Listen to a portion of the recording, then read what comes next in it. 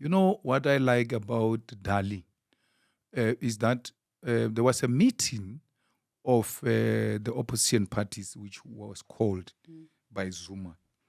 And I said, I'm not going. So I asked Floyd and Marshall to attend the SG. They went and Dali was there. Dali went to make a presentation of a paper in that first meeting where he said the EFF must close down with the other parties and then form something under Zuma's leadership. I mean, things happen the way they happen. I mean, Floyd and Marshall, you know him, he's just there and he speaks when it is necessary. But Floyd is the one who was leading the discussion. Who said, no ways, it's not going to happen, and all of that. And then he comes back extremely shocked that Dali is not only proposing it, he has written it down. He has had time to think about it and wrote it down. So I said, no. So then we agreed that we must meet, all parties must go consult their leadership, blah, blah. What is our position? I said, but that's madness. We can't do that. We closed the EFF to Zuma. Not 1 year. It was not even formed at that time. To what? Like, to do what? I don't understand that.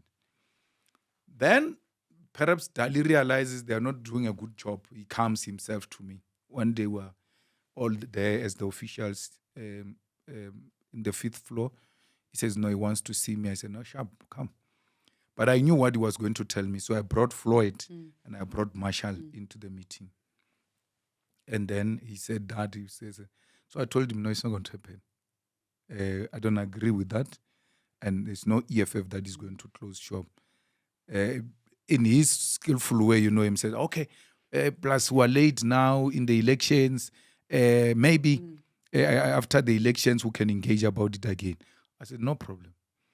And then, again, Floyd and Marshall went back to the meeting to give their party structures a position.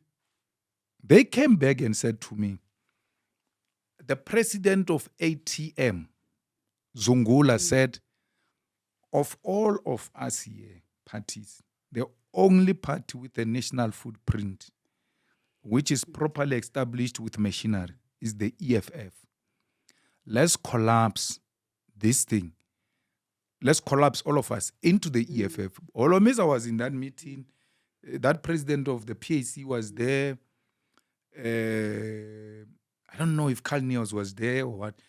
They were all there. I still refuse. I said, I'm not going. I'm not part. I don't agree with that.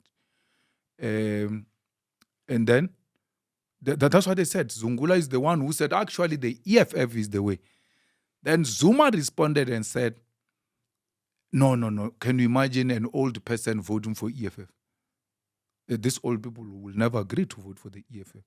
And he told them the footprint of how if we come together, we're going to get the votes from where and all of that. And then after the second meeting, we came back. Then they said, no, Zuma wants to see me. 4 eyes. I said, no problem, I'll go. Dali says he's going to come, but I already know what Dali is up to. So I bring Vuyani. I said, Vuyani, let's go together. No, when we entered the meeting, President Zuma asked me to stay in the meeting with him. And then Dali and some other chubby guy, I can't remember what was his name, but he came from President Zuma's side, and Vuyani asked them to excuse us so that we can have a discussion. So I remained with President Zuma. He started making that presentation and all of that. But Floyd told me that in the first meeting, Zuma addressed them for 3 hours. In the second meeting, it was relatively better. He addressed them for 2 hours. So I said, how do you allow that? They say, hey, we're thinking maybe General will stop him or something. Hey, but we sit there and just listen. I said, no problem. So when they said he wants to see me, 10, 15 minutes into the discussion, I interjected him because at the back of my mind was like you're not going to address me for 2 hours. It's not going to happen. Not 3 hours. I said, no, Baba, but I was thinking. you endorse the EFF. And then after endorsing the EFF, we'll have a proper discussion because we are now late, just on the eve of the elections. And then we can talk about what are the issues that you want us to take up in the immediate and all of that. And then he said, well, it's too late because I'm launching a party on the 16th of December. And I think we're like 2 weeks, 3 weeks before that. So hard luck.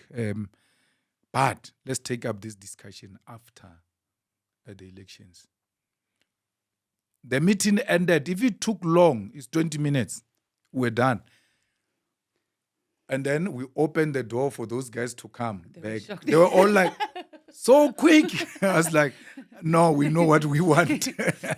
Because it was not going to happen. I don't regret our position that which we took against President Zuma at the time.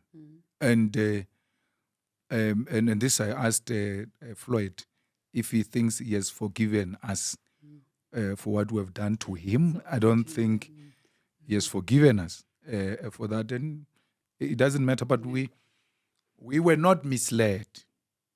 We're not misled. Everything else we articulated, it was a correct position of the EFF, and it remains the correct position of the EFF. Having developed those positions around Zuma as the EFF, we now say this guy must now be our leader. We can't agree to that. We can't agree to that. So, and that's the thing I respect about Dali, because he has been open about it. He has been speaking about it. And one day, when I write a book, I will have a lot of stories to tell. Even on how Dali became Zuma's lawyer on some of these matters. So, so this morning, when I woke up to the news, I was like, it is what it is. Yeah, so he has sent me a message. First, he sent me a message about the birthday of his daughter turning 21st.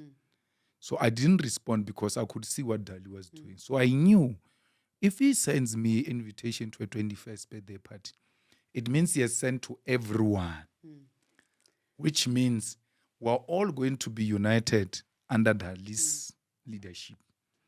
And then he's going to project himself as this guy who brought all of them under one roof. So I said, no, I'm not responding because I'm not going there. And then he sent me now a text a few days after that he wants to see me urgently because he knows Parliament is in recess. He can come to the office, or I go to his house, or he comes to my house. I didn't respond. And because we are so used to this now, my wife says to me, he wants to say his goodbyes. No. I'm not good for. I'm not good for goodbyes. So to the end of I'm fine. I don't want. So let him do what he wants to do. So we respect his decision, and there's nothing we can do about it. He has been there. I know of the work they've been doing. I know of the work he has been doing and all of that. So this has never been a shock to me. It was just about when is it about to happen. It's going to happen anytime, but we just don't know when. So it eventually happened, and we're fine.